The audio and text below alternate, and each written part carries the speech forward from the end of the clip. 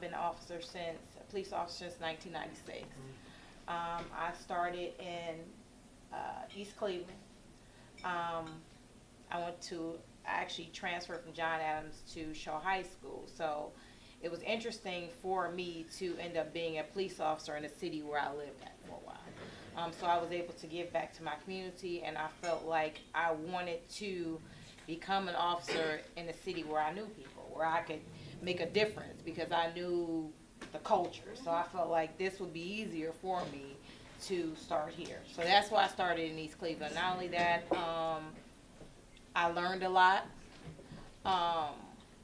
It was interesting being a female officer there. I can say there is a difference, and I'll talk about that in a minute. In East Cleveland, to me, we were more like a family. The police department is not, it's totally different now the way it was. Most of the officers that were there when I was there are no longer there. So it was so different then when I started. I started with Kathy Stanton, and she's passed on. She was a community-oriented policing officer. And I always say when I go on television shows and different things, when I met the president, when I was on Bishop Jake's show, I always tell them that community-oriented policing is extremely important, and a lot of our communities do not have it, and people don't understand what it is. It's when police officers actually get out of their cars and they meet the community. They knock on doors. Hey, how you doing? I'm Officer Jones. I work in you. Do you have any questions for me? That's how you get the community to trust you. If you're only dealing with me in a crisis, you don't trust me, because that's when we're at our, you know what I'm saying? So you want to be able to deal with me when you're not having a crisis. When you're just a normal, hey, how you doing? My name is Nakia Jones. How are you? Oh, guess what else? I live in your community. I don't come to work and go back to Parma. I live in your community, so it means that when I live in your community, it's important for me to make sure that this community is protected. So when I was a police officer in East Cleveland, I lived in East Cleveland. My daughters went to East Cleveland School. So it was very, very important for me to keep the community safe because this is where I live. I shopped in East Cleveland. So it was important for me to treat you the way I want to be treated, because 9 times out of 10, you're going to see me out of uniform. You get what I'm saying? So it's important. I think sometimes some officers that are not good officers, they feel like I can come here and act a fool because I'm going to where I live at. I ain't got to deal with you out of uniform. But when you know I'm going to have to see your face out of uniform, and people see you now, all right, I better be kind of careful. I went to my corner stores, I didn't have an issue. I walked into people that I've arrested, I didn't have an issue.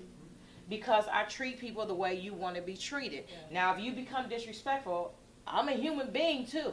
And I'm a woman, so there's a little difference because I'm in a predominantly male field. So we have to handle ourselves accordingly. I have to let the males know, unfortunately, that I can handle myself out here. But we handle ourselves a little different. Sometimes when I'm dealing with males, I can be flirtatious. Sweetie, for real, we gonna act like this. Right. I can't believe you gonna, whereas the males be like, roar at each other. I can say, sweetheart, come on now. We not about to do this. And usually, sometimes it brings them down, but then I've had males tell me, ain't no female gonna put no cuffs on me. I've had it both ways. You know what I'm saying? Then I have to tell them, oh, I'm gonna put cuffs on you. I'm gonna put cuffs on you. And I got to use my pepper spray to do it. I'm going to put you, you're going to jail. But I guess the difference between me and a lot of officers are when I arrest people from my community, call it the chastise and call it what you doing? You got to be kidding me. For real? So this how we doing this? They'll get mad, but they hear me. I try to plant that seed in their life. Why are you acting like this? Your mother lived in this community. For real? So why are you fighting with this boy? Or why are you acting a fool? Or why are you jumping on this woman? If you got to jump on her, you don't need to be with her. So I'm one of those officers that you be like, oh my God. They say, oh, Officer Jones here. Or they'll be like, please don't tell me she coming. Because they know I'm going to get in their behind. What are you doing? I don't want to see you like this again. If you're going to be in a police car when parents talk to their children and say, you don't want this officer to take you with them. You don't want to be, no, the only way I want you in this police car is if you driving it. You have no business in the back of this police car. Right. And I tell parents all the time, stop telling your children that. If you do something, I'm going to send you to the police, because then children become afraid of us. Be careful what you feed into your children, because they are terrified of us. So when they need our help, they don't come to us. So that's the reason why when you have the bullying epidemic, they don't come to the police. They're afraid of us. I want you to be able to come to me. I tell the children all the time, come to me, Officer Jones, I need to talk to you. What's going on, baby? And I'll take my time, sit down and talk to them, what's going on? And it can be the smallest thing, but they need to know that I'm there to protect them. I'm there to serve them also. I don't care if they're this little. That's my job. So I started in East Cleveland, and I think the hardest thing for me in East Cleveland was I watched my community destroy itself. So it really bothered me because I felt like I wasn't making a difference. I was arresting people that lived in my community. You know, I'm arresting friends, people I went to school with, and I'm like, okay, I'm thinking I'm going to protect the community from the outside people. I'm protecting it from the people that live in the community. So it really tore on me. It really messed me up really, really bad. Like I said, I was arresting friends. I was arresting people I went to school with. When I tell you I'm arresting next door neighbors that done broke into their neighbor's house. I mean, it just was so crazy. And I'm like, okay, what is going on here? I'm not understanding what's going on. It wore a lot on me. Right. So I had to take a break from law enforcement for a while. I went into management in a store. But you know what they say, your calling don't make a difference what you do. You can't run from your calling. So even though I was a manager in a clothing store, I knew I was not where I was supposed to be. I was not in my potential. My great-grandmother always said, I see greatness in you.